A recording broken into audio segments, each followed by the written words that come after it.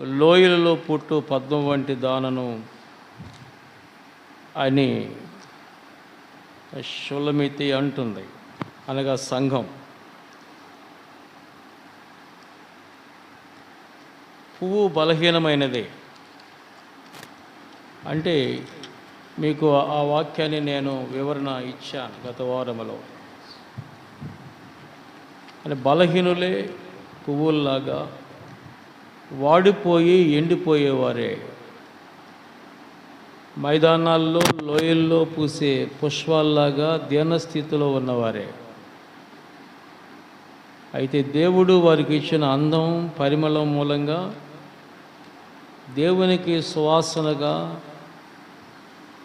ఆనందానికి కారణంగా దేవుడు మార్చాడు. పువ్వు వాడిపోతుంది, రాలిపోతుంది, ఆ మీట దాని చోటు దాన్ని ఎరగదు. వాక్యము నిత్యం నిలబడుతుంది. యెషయా గ్రంథం 40వ అధ్యాయము 6 నుండి 8 వచనాల్లో ఈ మాటలు ఉన్నాయి. చదువుకొని ప్రభుని మహింపడదాం. యెషయా గ్రంథం 40వ అధ్యాయం 6వ వచనం నుండి ఈ మాటలు ఉన్నాయి. ఆలకించుడి, ఆజ్ఞ ఇచ్చుచున్నాడు, నేను ఏమి ప్రకటించాలని అడుగుతున్నాడు. సర్వ శరీరులు గడ్డి అయి ఉన్నారు,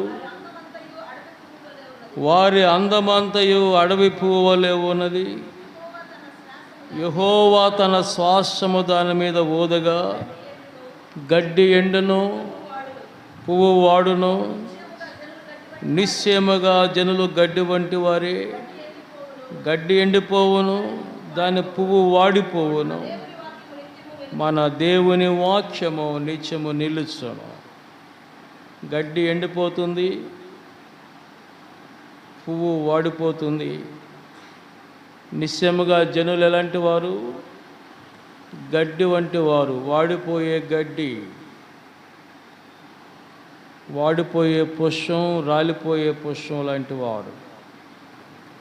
వాడిపోయి రాలిపోతారు. కానీ దేవుని వాక్యం ఉన్నది కదా, అది నిత్యము నిలబడుతుంది. ఇదే మాటని మనము పేతురు గారు కూడా రాశాడు. మొదటి పేతురు పత్రిక తీయండి ఒకసారి. మొదటి అధ్యాయం 24వ వాక్యం చదువుదాం. సర్వ శరీరులు గడ్డిని పోలినవారు, వారి అందమంతయు గడ్డి పువ్వు వలె ఉన్నది. గడ్డి ఎండును, దాని పువ్వు రాలును. అయితే ప్రభు వాక్యము ఎల్లప్పుడూ నిలుచును. The word itself stands for ever. వాక్యానికి ఎలాంటి చేగు లేదు.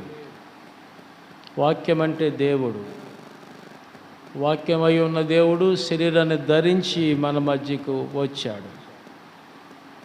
మన కొరకు మరణించాడు, కానీ ఆయన దేవుడు గనుక సజీవుడయ్యాడు. ఏ మానవుడు కూడా తిరిగి లేయలేదు. దైవ మానవుడైన యేసు మానవుని రక్షణ కొరకు మరణించాడు. తన ప్రాణాన్ని పెట్టాడు, రక్తం చిందించాడు. తాను చెప్పినట్లే, ప్రవక్తలు పలికినట్టే తిరిగి ఆయన మరణాన్ని జయించి 3వ దినాన సజీవుడిగా లేచాడు. తను తాను సజీవుడిగా రుజువు చేసుకున్నాడు. వాక్యం నిత్యం నిలబడుతుంది. దేవునికి స్తోత్రం కలుగునుగాక. నేనే మొదటివాడును కడపటివాడని ప్రభువు చెప్పాడు. నేనే ఆది, నేను అంతమని చెప్పాడు. నేనే ఆల్ఫా అండ్ ఒమేగా అని చెప్పాడు. చివరి వరకు ఉండగలిగిన వాడు ఆయనే. మన మధ్యలో వస్తాం, మధ్యలో పోతాం, కానీ ఆది అంతం లేనివాడు ఆయన. గడ్డి ఏ రీతిగా ఎండిపోయి వాడిపోతుందో, పువ్వు ఏ రీతిగా ఎండిపోయి వాడిపోయి రాలిపోతుందో, మానవ జీవితాలు అంతే. కానీ వాటికి అందాన్ని ఇచ్చాడు దేవుడు, వారికి ఆనందాన్ని ఇచ్చాడు దేవుడు. అలాంటి మనుషులకు రక్షణ ఘనత ఇచ్చాడు దేవుడు. చూసారా? అందుకని ప్రభువు ఉన్నంతకాలం మానవుడు ప్రభువుతో కూడా ఉంటాయి భాగ్యం ఇచ్చాడు. ఎంత అద్భుతము! అందుకే మనము పరిమళంగా మారాము, సువాసనగా మారాము ఇతరులకు. దేవునికి ఆనందాన్ని మహిమను తెచ్చేవారిగా మార్చబడ్డాం. అది దేవుని కృపే కదా. దేవునికి స్తోత్రం కలుగునుగా. రెండవ వచనం కూడా నేను చెప్పాను. రెండవ వచనంలో ఏమున్నది చూడండి. బలురక్కసి చెట్లలో వల్లి పద్మము కనబడుచున్నట్లు స్త్రీలలో నా ప్రియురాలు కనబడుతుంది. ఈ మాట ఎవరన్నారు? వరుడు అన్నారా, వధువు అనిందా? వరుడు అన్నాడు. మొదట వచ్చిన ఎవరు చెప్పారు? వధువు అనింది. రెండవ వచ్చిన ఎవరు చెప్తున్నారు?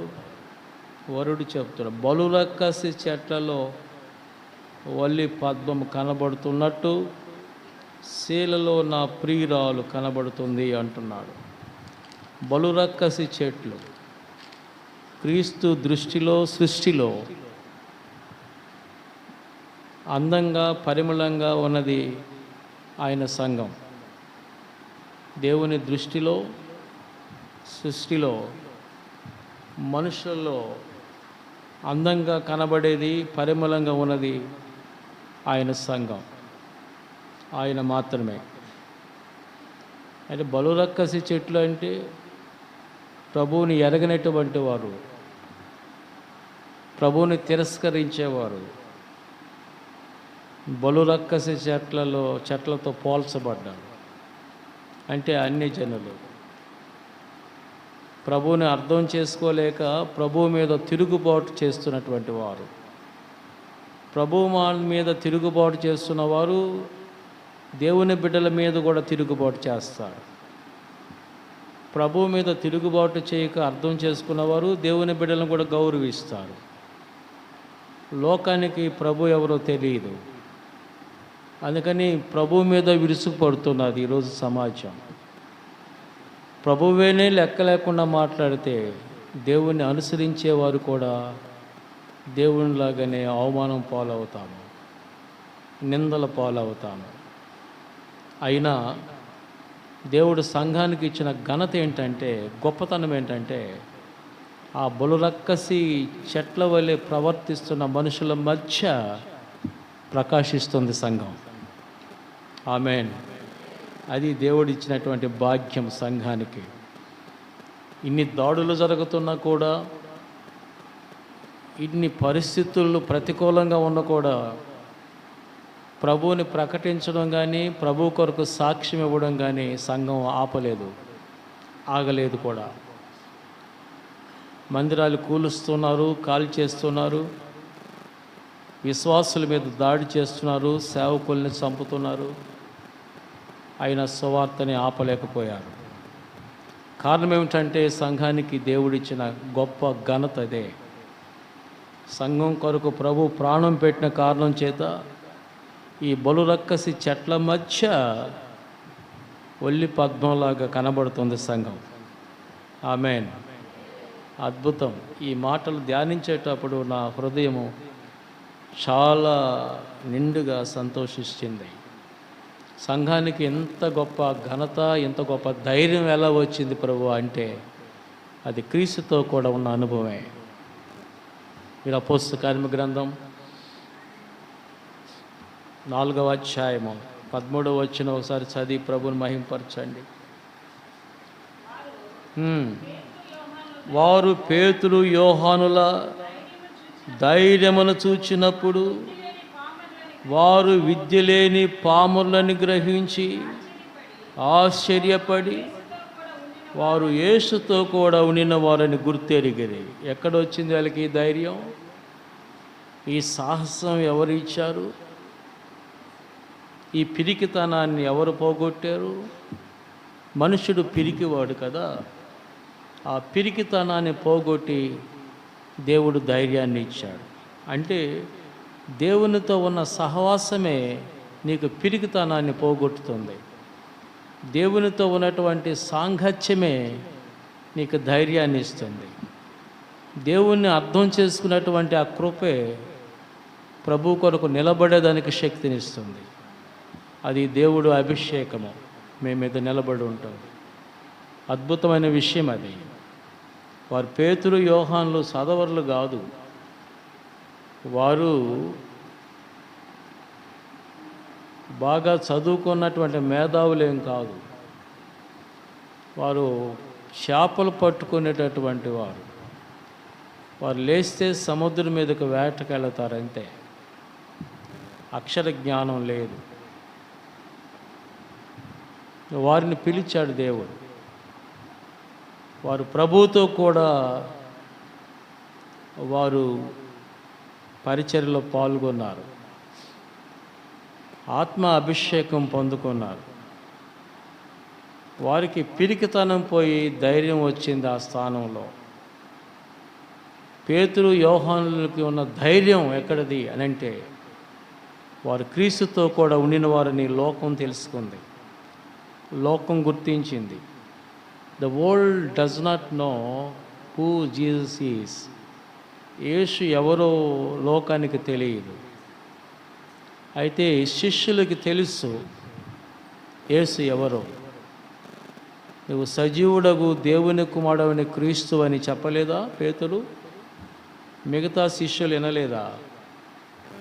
తెలుసు వారికి. అందుకని యేసు ఎవరో తెలుసు.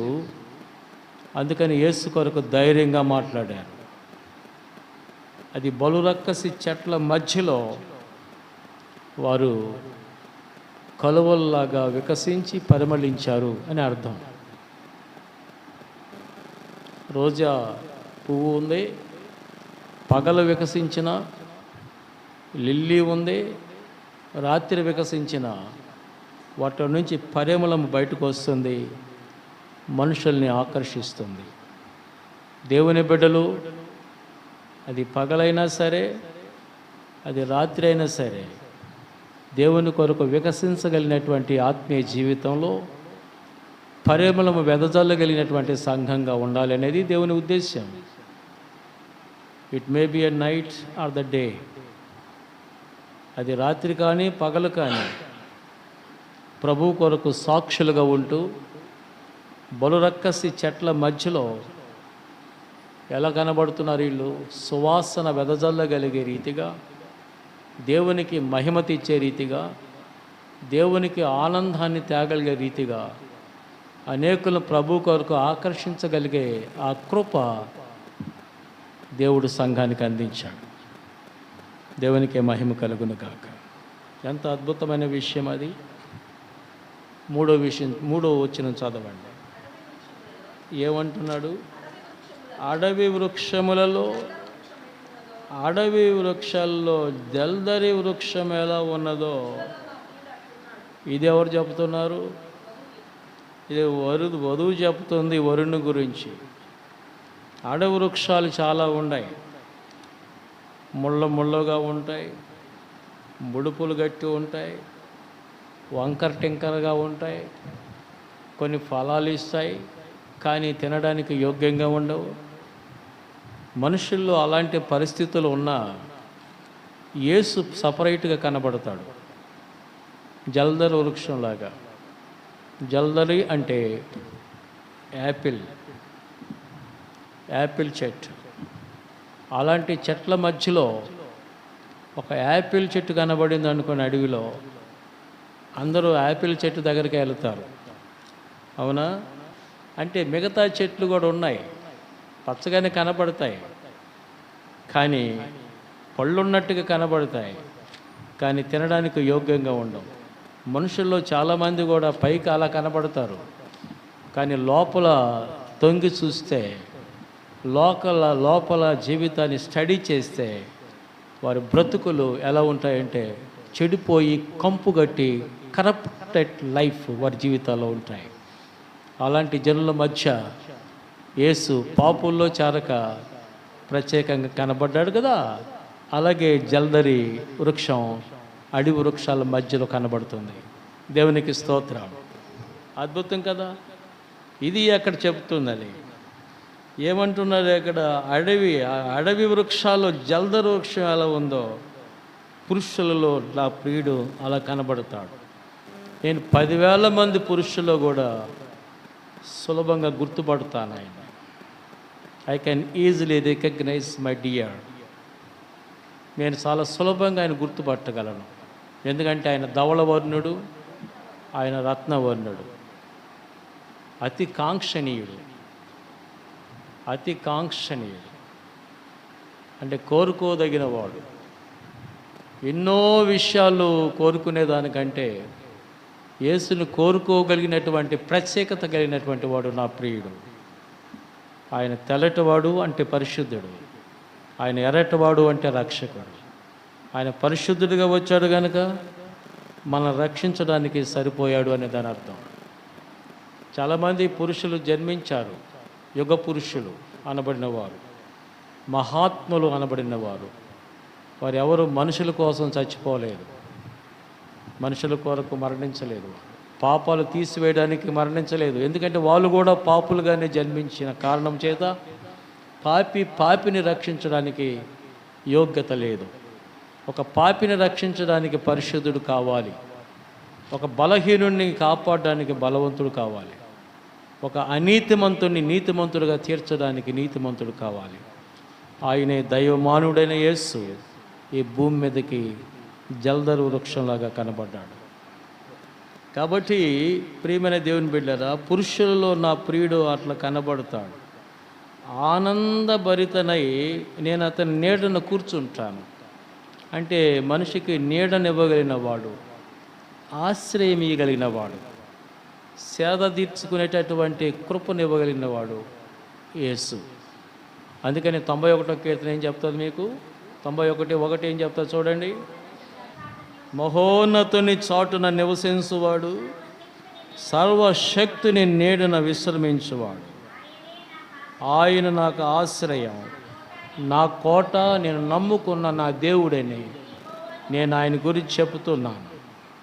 మహోన్నతుని చాటున నివసించేవాడు, ఆయన రెక్కలు ఆరోగ్యాన్ని ఇస్తాయి అని చెప్తాడు మలాకి 4:2 ఉంటుంది అది. అని భయభక్తులు కలిగిన మీకు నీతిశ్వరుడు ఉదయిస్తాడు అని చెప్తూ ఆయన రెక్కలు మీకు ఆరోగ్యాన్ని ఇస్తాయి. చూడండి ఎట్లా ఉండే, ఆయన రెక్కలు అంటే తన చేతులు మీకు ఆరోగ్యం ఇస్తాయి. ఆరోగ్యం పొందిన తర్వాత మీరు కోడిన ఎట్లా గంతులేస్తారంట, కొవ్విన దూడ గంతులు వేసినట్లుగా గంతులేస్తారు మీరు. ఆయనలో ఉన్న శక్తి అది. ఆయన ఆశ్రయించే నరుడు ధన్యుడు. 121వ కీర్తన తీసుకోండి, 5వ వచనం చదువు ఒకసారి. యెహోవాయే నిన్ను కాపాడువాడు, నీ కుడి ప్రక్కన యెహోవా నీకు నీడగా ఉంటాడు. పగలు ఎండ దెబ్బ కానీ రాత్రి వెన్నెల దెబ్బ కానీ నీకు తగలదు. ఏ అపాయము రాకుండా అమ్మా యెహోవా నిన్ను అది ఆయన ఆశ్రయించినందువల్ల వచ్చేటటువంటి ధన్యత, బెనిఫిట్. ఆయన నిన్ను కాపాడుతాడు. కోడి పిల్లలు తల్లి రెక్కల కిందకు వచ్చినప్పుడు వాటికి మంచి ప్రొటెక్షన్ ఉంటుంది. శత్రువు వస్తుంది, అది కాకి రూపములోనూ గద్ద రూపములోనూ మరి ఏ రూపంలోనూ వచ్చినా ఆ పిల్లల్ని తన్నుకొని వెళ్ళడానికి వచ్చినప్పుడు ఆ పిల్లల్ని ఏమాత్రము తాకలేదు శత్రువు. కారణం ఏమి అని అంటే ఆ పిల్లలు తల్లి రెక్కల చాటుకు వచ్చేసాయి. ఆమేన్. మరి తల్లిని తంతేనే కానీ పిల్ల రాదు బయటికి. తల్లిని తన్ని బతకగలదా శత్రువు? అది ఎంత ఎత్తైనా ఎగిరి దాన్ని పొడవగలదు. కోడిలో ఉన్న గొప్పతనం అదే. దేవునికి స్తోత్రం కలుగును గాక. ఎప్పుడో ఒకసారి కొన్ని పిల్లలు రెక్కల కింద నుంచి బయటికి వెళతాయి ఆహారాన్ని తినడానికి. తల్లి కోడి ప్రమాదాన్ని గుర్తించి అది ఒక సిగ్నల్ ఇస్తుంది, శత్రువు వచ్చున్నాడు వచ్చేయండి రెక్కల కిందకని. అది దాని తల్లి కోత విన్నా కొన్ని మొండి పిల్లలు ఉంటాయి, అవి ఇంకా ఏరుకొని తింటానే ఉంటాయి. కోత విని కూడా చేతి కిందకి రాకపోతే శత్రువు తన్నుకొని వెళుతుంది. అప్పుడు అమ్మ అమ్మ అమ్మ అన్న, ఇప్పుడు భాషలో మమ్మీ మమ్మీ మమ్మీ అన్న కుదరదు. పిలిచినప్పుడు ఏం చేస్తున్నావు? రాలేదు, తన్నుకొని పోయింది. రెండో రోజు కూడా వచ్చింది, ఇంకేమైనా దొరుకుతుంది అని. తల్లి రెక్కల కింద ఉన్నాయి పిల్లలు. ఒక పిల్ల రెక్కలో నుంచి తల బయటికి పెట్టింది. రెక్కల కింద ఉన్నట్టే ఉంటుంది, పిల్ల తల బయటకు పెట్టేస్తుంది రెక్కల్లో నుంచి. అది నిన్న తన్నుకోపోయింది కదా, ఈరోజు కూడా దొరుకుతుంది అనుకున్నది. ఇదంటది, రా కమా, నీకు ధైర్యం ఉంటే నన్ను తీసుకుపో అంటుంది. ఇది ఏది? కోడిపిల్ల. నిన్న మా సిస్టర్ని తీసుకెళ్ళావు కదా, ఈరోజు రా తీసుకోబో నన్ను అంటుంది. దీనికి ఎంత ధైర్యం ఎట్టొచ్చింది? అది తల్లి రెక్కల కింద ఉంది. తల్లిని ఏమైనా అంటేనే కానీ పిల్లల్ని తీసుకుపోలేదు. అంత ప్రొటెక్షన్ దేవుని బిడ్డలకి దేవుడిచ్చాడు. ఆమేన్. అద్భుతమైనటువంటి విషయం. ఒకసారి ఈస్ట్ గోదావరి డిస్టిక్లో కాలనీ తగులుకోబోయింది. ఆ కాలనీ తగులుకోబోయినప్పుడు ఎంఆర్ఓ తన సిబ్బందితో వచ్చాడు రిపోర్ట్ రాయడానికి. రాసి వారికి నష్టపరిహారం చెల్లించాలనేది ప్రభుత్వం నిర్ణయం తీసుకుంది. అందుకని ఈయన ఎంక్వైరీకి వెళ్ళాడు. అక్కడ ఏమి నిలబడడానికి వీల్లేదు. ఆశ్చర్యం వేసింది ఆయనకి. కట్టుకున్న బట్టలతో వాళ్ళు బయటకు వచ్చారు. ఇంట్లో ఏది కూడా మరి నిలవ ఉండడానికి వీల్లేదు. ఈ అగ్ని ప్రమాదం వల్ల అన్నీ బూడిదైపోయినాయి. అయితే ఎక్కడో కోడి పిల్లలు అరుస్తున్నాయి చూడండి అన్నాడు ఆయన. కోడి పిల్లలు అరుస్తున్నాయి చూడండి అన్నాడు. వాళ్ళు తనిఖీ చేసినప్పుడు ఇది ఉంది కదా, తాటి ఆకు ఉంది కదా, ఆ ఆకు మట్టని ఆశ్రయం చేసుకొని కోడి తన పిల్లల్ని తీసుకుని ఆ మట్ట కిందకి వెళ్ళింది. కానీ నిప్పు పడింది, మట్ట తగులుకోబోయింది. మట్ట కింద ఉన్న తల్లి తగులుకోబోయింది. కానీ పిల్లలు సేఫ్గా ఉన్నాయి. 12 పిల్లలు ఉన్నాయి, సేఫ్గా ఉన్నాయి. అప్పుడు ఎంఆర్ఓ ఆశ్చర్యపడ్డాడు. MRO Christian. ఆయన అన్నాడు, ఈ కోడి పిల్లల తల్లి, ఈ తల్లికే ఇంత ప్రేమ ఉంటే యేసయ్యకి ఎంత ప్రేమ ఉండాలి మన పట్ల అన్నాడు. స్తోత్రం. ఈ తల్లి చనిపోతూ పిల్లల్ని కాపాడింది. అయితే యేసు మనందరి కొరకు చనిపోతే కదా మనం బ్రతికాం అన్నాడు. అద్భుతం. ఏమి నిలవడానికి వీల్లేదు. అది ఆ తాటాక కిందకి వెళ్ళిపోయి పిల్లల్ని పిలిచింది. అది రెక్కల కింద దాచుకుంది. తాటాకు కాలిపోయి బూడిదయ్యింది. కానీ తల్లి కూడా కాలిపోయి చచ్చిపోయింది. కానీ పిల్లలు సేఫ్గా ఉన్నాయి. అబ్బాయి ఇట్రండి అన్నాడు ఆయన. చూడు, ఏమి నిలవడానికి వీల్లేదు, కానీ ఈ తల్లి చనిపోయి బిడ్డలను కాపాడింది. అయితే యేసయ్యకి తల్లికే ఈ తల్లి పెట్టకే ఇంత ప్రేమ ఉంటే పిల్లల మీద యేసయ్యకి మన పట్ల ఎంత ప్రేమ ఉందో కదా అన్నాడు. స్తోత్రం. అది ఆశ్చర్యమైనటువంటి విషయం. అందుకే చెప్తున్నా, ఆయన నీడను ఆశ్రయించేటటువంటి వారు ధనిలు అని చెప్తున్నా. మీకున్న ప్రొటెక్షన్, మీకున్నటువంటి రక్షణ మరొకరికి ఉండదు. ఒక బుల్లెట్ ప్రూఫ్ జాకెట్ లాగా ప్రభు మిమ్మల్ని కాపాడుతాడు ఆయన ఆశ్రయిస్తే. చిన్న ఎంట్రుకు వాసి ప్రమాదంలో నుంచి కూడా మిమ్మల్ని తప్పించగలిగే శక్తి ఆయన దగ్గరకు ఉంది. నేను ఒకసారి రైలు కట్ట మీద ట్రాక్ మీద ఇట్లా కాలు పెట్టాను. అనుకోని రీతిగా కాలు వెనక్కి తీశాను. బండి పాస్ అయిపోయింది. నేను ఎవరో పట్టి లాగినట్టుగా నేను బండి గమనించలేదు. కరువులో వస్తుంది అది. బండి గమనించలేదు. నేను నక్కల సెంటర్లో క్రాస్ చేస్తున్నాను అవతలకి ఆత్మకూరు బస్ స్టాండ్కి వెళ్ళేదానికి. ఆ ఏరియా తెలిసిన వాళ్ళకి తెలుసు ఆ సంగతి. నేను ట్రాక్ మీద కాలు పెట్టాను. ఉన్నట్టుండి అనుకొచ్చాను. కానీ ఇక్కడ పెట్టుకుంటే డ్రైవర్ అతను 4 గంటల ప్యాసింజర్కి వస్తున్నాడు. ఆడి నుంచో కొడుతున్నాడు అంట. నాకు తెలియదు ఆ సంగతి. అరే మంచి పాస్టర్ గారే సాంసన్ బాబు ఉన్నట్టున్నాడు అనుకుంటున్నాడు ఆయన. కానీ ఈ లోపల ఉన్నట్టుండి ఒక శక్తి నన్ను వెనక లాగింది. ఆ శక్తి నా ప్రభువే అనిపించింది నాకు. లేకపోతే ఆ రోజు నేను అంతమైపోవాలి. ఇలాగే ఇంకొక ప్రమాదం తప్పించాడు. అది ఇక్కడే బెట్రగుంటలో జరగాల్సింది. మీకు తెలియదు, ఎప్పుడు చెప్పలేదు నేను. అప్పుడు ఆయన బండి దిగి వచ్చిన తర్వాత నన్ను కలుసుకున్నాడు. నన్ను ఎలా వాటేసుకున్నాడు. ఆయన పేరు సుబ్రహ్మణ్యం, ఇప్పుడు కూడా ఉన్నాడు. ఒక మంచి సేవకుని పోగొట్టుకుని అనుకున్నాను సార్, ఉన్నట్టుండి వెనక్కి వెళ్ళిపోయే అన్నాడు. వెనక్కి లాగారు నన్ను ఒకరు అన్నాడు. ఆయన యేసు ప్రొటెక్షన్. ఈ ట్రాక్ దాటుతున్నాను నేను. అవతల ఈ బండిని చూశాను, అవతల వచ్చే బండి చూడలే. అది ఎక్స్ప్రెస్. అది నేను గూడ్స్ని చూశాను, ఎక్స్ప్రెస్ని గమనించలేదు. నేను బండి తీసుకొని వెళుతున్నాను అవతలకి.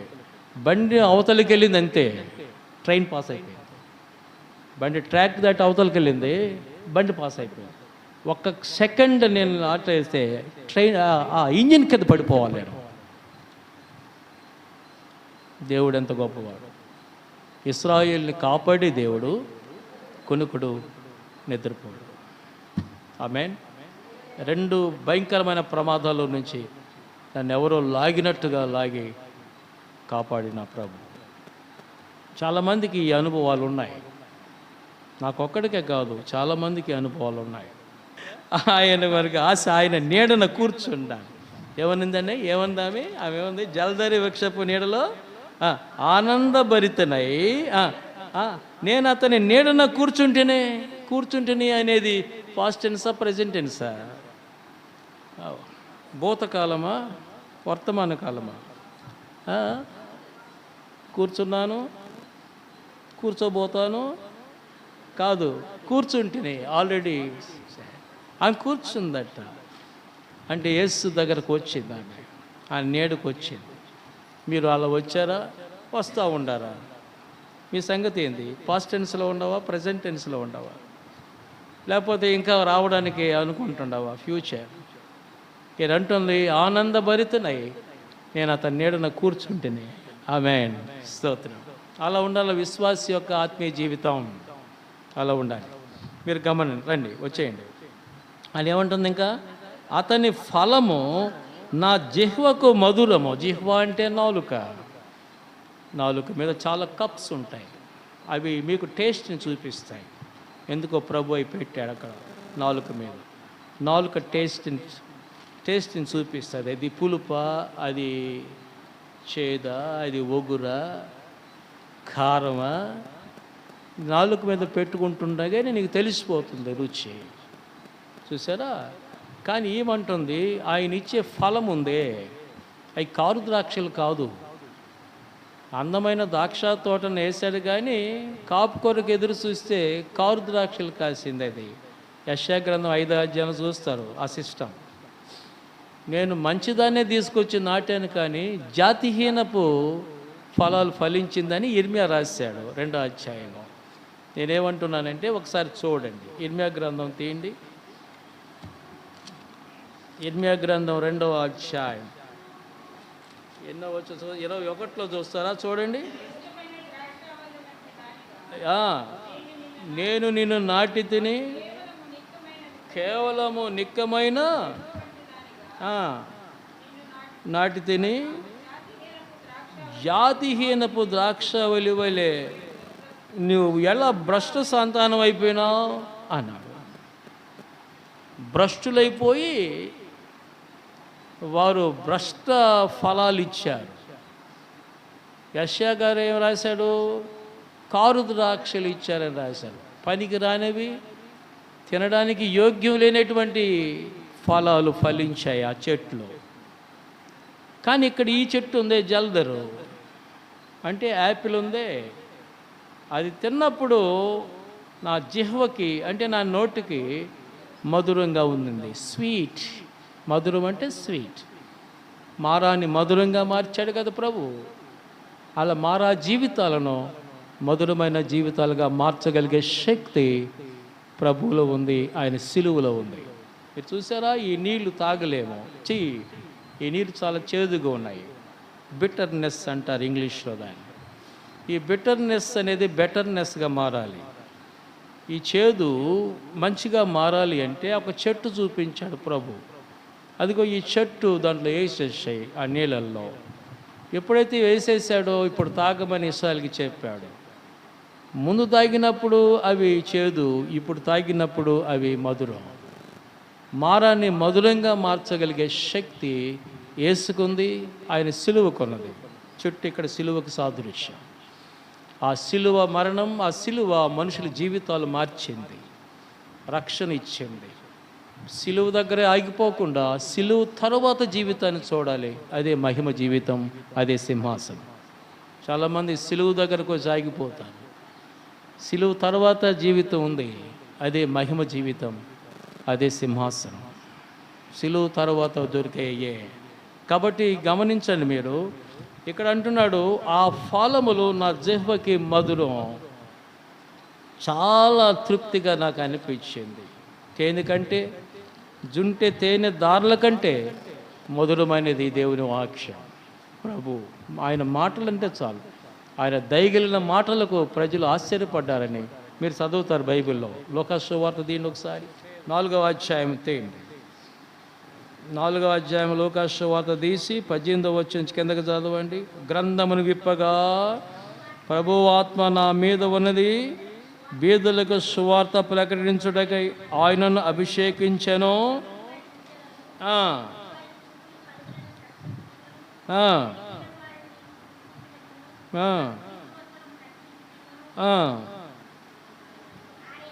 నన్ను పంపి ఉన్నాడని వ్రాయబడిన చోటు యెషయా గ్రంథం 61వ అధ్యాయం మొదటి నుంచి రాయబడింది. అది దాన్ని ఇప్పుడు చెప్తున్నాడు యేసు. ఆయన గ్రంథము చుట్టి పరిచాలకిచ్చి కూర్చుండెను. అందరూ ఆయనను తేరి చూడగా మీ వినికిడిలో ఈ లేఖనము నెరవేరినదని వారితో చెప్పసాగాను.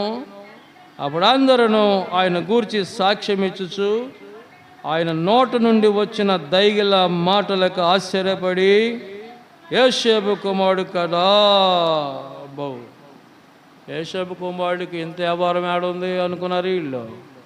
కానీ దేవుని కుమారుడు అనే విషయం మర్చిపోయారు వీళ్ళు. అంటే మనుష్య రీతిగా ఆలోచిస్తారు కానీ దైవత్వాన్ని కనిపెట్టలేరు చాలామంది.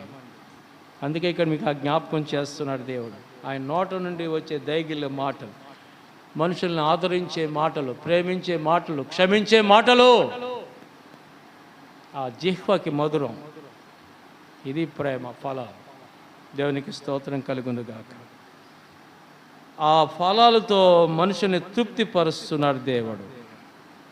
ఆ ఫలము మన నోటిన కరుచుకుంటుండగానే, తింటుండగానే ఏమైపోతుంది అంటే మైమరిచిపోతావు, నిన్ను నీవే మైమరిచిపోతావు. అలాంటి గొప్ప ధన్యత, ఆత్మీయ స్థితి మానవుని జీవితంలోకి వస్తుంది.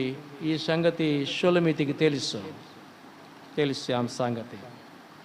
ఏమంటుంది ఇప్పుడు చూడండి, 4వ వచనం చూడండి. అతడు నన్ను విందుశాలకు తోడుకొని పోయాను, నా మీద ప్రేమను ధ్వజముగా ఎత్తాను. ఎక్కడికి తీసుకెళ్ళాడంట అమ్మా? విందుశాలకు తీసుకెళ్ళాడంట. దేవుడు తన బిడ్డలకిచ్చే విందు ఎలాగుంటుందో నీ చేతనైతే ఊహించుకో. దేవునికి స్తోత్రం. యేసయ్య విందుకు పిలిస్తే విందుశాల ఎలా ఉంటుంది? సొలొమోను విందుశాల చూస్తేనే ఆశ్చర్యపడిపోయిందంట షేబాదేశ్వరాన్ని. ఆయన భోజన బల్ల మీద ఉండే పరిస్థితులు గమనించినప్పుడు, ఆ ఇంట్లో అరేంజ్మెంట్స్ గమనించినప్పుడు ఆశ్చర్యపోయిందట. సొలొమోను యొక్క విందుశాలే, ఆ టేబులే ఆ రీతిగా ఉంటే సొలొమోను కంటే శ్రేష్ఠుడు యేసు. ఆయన ఏర్పాటు చేసిన భోజనం ఎలా ఉంటుంది ఊహించుకోవచ్చు. దేవునికి స్తోత్రం. చూద్దాం దేవుని వాక్యం ఏమి చెప్తుందో చూద్దాం. కీర్తనలు 23:5 చదవండి ఒకసారి. కీర్తనల గ్రంథం 23:5. నా శత్రువుల ఎదుట నీవు నాకు భోజనము సిద్ధపరచుదవు, నూనెతో నా తల అంటే ఉన్నావు. నూనెతో నా తల అంటే ఉన్న శత్రువుల ఎదుట భోజనం పెట్టగలిగే వ్యక్తి దేవుడు. చుట్టూ శత్రువులు ఉన్న నెమ్మదిగా భోజనం చేయగలవు నీవు. ఎందుకు? శత్రువులు నీ మీద దాడి చేయటానికి యేసుని దాటుకొని రావాలి. అవునా? యేసుని దాటుకొని నీ దగ్గరికి రావాలి. అది అపవాది కానీ మానవుడు కానీ ఎవడైనా కానీ. ఎందుకంటే ఆయన శత్రువుల ఎదుట భోజనం సిద్ధం చేసి అక్కడే ఉన్నాడు యేసు. భోజనం పెట్టి వెళ్ళిపోలే. దేవునికి స్తోత్రం. మన విందులు ఎలాగ ఉంటే యేసయ్య చేసే విందు ఎలా ఉంటుంది నువ్వు ఊహించుకోవచ్చు అని చెప్పడానికి నేను ఇంత ఎక్స్ప్లెనేషన్ ఇచ్చాను మీకు. ఆమేన్. హల్లెలూయా. ప్రకటన గ్రంథం 3వ అధ్యాయం 10వ వచనం చదువు. ఇదిగో నేను తలుపు నొద్ద నిలబడి తట్టుచున్నాను. ఎవడైనను నా స్వరము విని తలుపు తీసిన ఎడల నేను అతని యొద్దకు వచ్చి అతనితో నేనును నాతో కూడా అతను భోజనం చేస్తాం అన్నాడు. తలుపు తీసిన ఎడల నేను తలుపు నద్ద నిలబడి తట్టుచున్నాను. ఎవరైనా నా స్వరం విని తలుపు తీస్తే నేను లోపలికి వస్తాను, అతడు నాతో కూడా నేను అతనితో కూడా కలిసి భోజనం చేస్తాం. భోజనపు బల్ల దగ్గర ఉంటాం యేసుతో కూడా. దేవునికి స్తోత్రం. ఈ లోకంలో యేసయ్య ఉన్నప్పుడు ఆయన భోజనపు బల్ల దగ్గర శిష్యులు కూడా ఉన్నారు, మీకు తెలుసు కదా. కాబట్టి యేసు పరలోకంలో మనకు భోజనం సిద్ధం చేసినప్పుడు ఆయన భోజనపు బల్ల దగ్గర మనం ఉంటాం. దేవునికి స్తోత్రం. 1000 పరిపాలనలో భోజనం చేసే పరిస్థితి ఉంటే ఆయన టేబుల్ దగ్గర చేరి భోజనం చేస్తాం, ఆయన ఇస్తాడు. లేదా 1000 పరిపాలన మనకు ఆకలి లేకుండా చేస్తే ఇంక మీకు అవినీతి ఉండదు, దొంగతనాలు ఉండవు, కొట్లాటలు ఉండవు, దాచుకోవడం ఉండదు, పంచుకోవడం ఉండదు. అందరికీ సమానంగా చక్కగా దేవుడు పరిపాలన చేస్తాడు. దేవునికి మహిమ కలుగాక. అతడు నన్ను విందుశాలకు తోడుకొని పోయాను, నా మీద ప్రేమను ధ్వజముగా ఎత్తెను. ప్రేమను ఏం చేశాడంట? ప్రేమను ధ్వజంగా ఎత్తాడు. ప్రేమ ధ్వజం అది. దేవుని కుమారుడు ఇచ్చే విందు ఊహించుకోవచ్చు. సరే, ప్రేమను ధ్వజంగా అంటే ఒక పతాకం లాగా మొన్న ఎగరేశారు కదా మీరు. ఇటీవల ఆగస్టు 15వ తారీఖున ఎగరేశారు భారత పతాకం, ఎగరేశారు. 3 వన్నెల జెండా ఎగరేశారు. జోబికి కూడా పెట్టుకున్నారు, చేతులు కూడా పట్టుకున్నారు, పైకి కూడా ఎత్తారు. అది ధ్వజం ఎత్తినట్టుగా పైకి ఎత్తారు. అది ఒక గర్వాన్ని చూపిస్తుంది, ఒక ఆధిక్యతని చూపిస్తుంది, ఒక పవర్ చూపిస్తారు. ఆ జెండా ఎగరవేయటానికి చాలా మంది ప్రాణాలు కోల్పోయారు. ఆ సంగతి తెలుసు కదా. అది సంగతి. స్వాతంత్రం రావడానికి ఎంతోమంది ప్రాణాలు కోల్పోయారు. దాని ఫలితంగానే మూవెన్నుల జెండా వచ్చింది. దాన్ని డిజైన్ చేశాడు పింగళి వెంకయ్య. కాబట్టి ఆ ధ్వజాన్ని పైకెత్తినప్పుడు ఎంతో గర్వం. ఇప్పుడు ఎత్తితే ఎంత మనం సిగ్గుపడాలి. అంత ఫ్రీడమ్ రాలేదు మనకు. వచ్చిందా స్వేచ్ఛ? గాంధీ ఏమన్నాడు? స్వాతంత్రం మనకు వచ్చినట్టు ఎట్ట గుర్తంటే, ఒక స్త్రీ మధ్యరాత్రి వేళ మిడ్-నైట్ ధైర్యంగా ఇంటికి చేరుకోగలిగితే అదే నిజమైన స్వాతంత్రం అన్నాడు. అదే రాత్రి కాదురా, పగలు బొమ్మను చూద్దాం. ఒక స్త్రీని పగలు బొమ్మను చూద్దాం. రాత్రి పోవడం ఏంటి? చీకటిలో కరెంటు పోయిన తర్వాత ఒక చీకటిలో ఒక ఆడగూతురు క్షేమంగా ఇంటికి చేరుకోగలిగితే అది నిజమైన స్వాతంత్రం అన్నాడు ఆయన. స్తోత్రం. ఇక్కడ చూడండి, దీనికి సంబంధం లేదు. ఇది ప్రేమ ధ్వజం. ఇది యేసుక్రీస్తు ప్రేమ వలన సంఘానికి కొరకు ఆయన ప్రాణాన్ని దారబోసినందువల్ల మనకు ఈ గొప్ప రక్షణ అందుబాటులోకి వచ్చింది. ఇదే ప్రేమ ధ్వజం. దాన్ని ఎగరై, అప్పుడు నీకు ధైర్యం. దాన్ని ఎగరై, నీకు గౌరవం ఉంటుంది.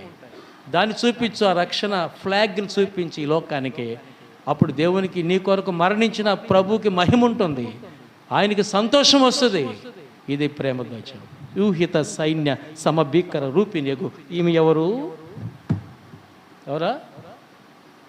యూహిత సైన్య సమభీకర రూపిణియగు ఈమె ఎవరు ఈమె? ఇదే సంఘం ప్రేమని ధ్వజంగా ఎత్తింది. యేసు ప్రేమను చూపిస్తుంది లోకంకి, రక్షణ చూపిస్తుంది. సిగ్గు లేదు, ఇప్పుడు మనకు ధైర్యం వచ్చింది. బిడియం లేదు, ధైర్యం వచ్చింది. మన కొరకు ఒక ఆయన ఉన్నాడు, మన సృష్టికర్త మన కొరకే మరణించాడు, తిరిగి పునరుద్ధరణ లేచాడు. ఆయన గురించిన ఈ యొక్క ప్రేమ ధ్వజాన్ని పైకి ఎత్తి చాటుతున్నాం. యూహిత సైన్య సమభీకర రూపిణి ఈమె ఎవరు? వ్యూహం అంటే 6000 మంది యోధులు. 12 వ్యూహ సైన్యం అంటే ఎంతమంది అంటారు? 12 ఇంటూ 6,000. సో 72,000 మంది తెల్లని వస్త్రాలు ధరించుకొని యేసుక్రీస్తు ఇచ్చిన రక్షణ ఫ్లాగ్ చేతిలో పట్టుకొని ఈయన లోకరక్షకుడు, ఈయన అందరికీ ప్రభు అని చెప్పుకుంటూ వెళితే బోగోల్లో ఉన్న ప్రజలందరూ, ఈ బజార్లో ఉన్న ప్రజలందరూ వెవ్విరిపోయి మీ సైజు చూస్తారు. అది ప్రేమ ధ్వజం. తల్లోంచని ప్రార్థన చేస్తున్నాను. పరిశుద్ధుడైన తండ్రి, మీకు స్తోత్రం. మంచి దేవుడు, మీరు మాకు ఇచ్చినటువంటి యొక్క గొప్ప వాక్య భాగాల కొరకై స్తుతులు చెల్లిస్తాను. ఈ దివ్యమైన సందేశం బిడ్డల హృదయాల్లో నాటుకొని నీ కొరకు జీవించడానికి, అనేకులకు దీవెనకరంగా, ఆశీర్వాదకరంగా సాక్షి జీవితం జీవించడానికి సహాయపడమని యేసు నామములో ప్రార్థిస్తున్నాను తండ్రి. ఆమేన్. Thank you.